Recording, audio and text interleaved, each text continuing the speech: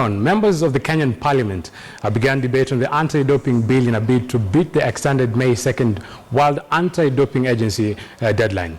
MPs led by Majority Leader Aden Duale vowed to fast-track this event so as to avoid Kenya being declared non-compliant by WADA, an outcome that will also see the country banned from competing in all international competition, and that includes the 2016 Olympic Games in Rio de Janeiro. Every night when we watch televisions, they get number 1 to number 7. And I'm sure there are many people in the world today who are waiting for Kenya not to beat this deadline. This law must have the capacity to ensure that agents are kept in check.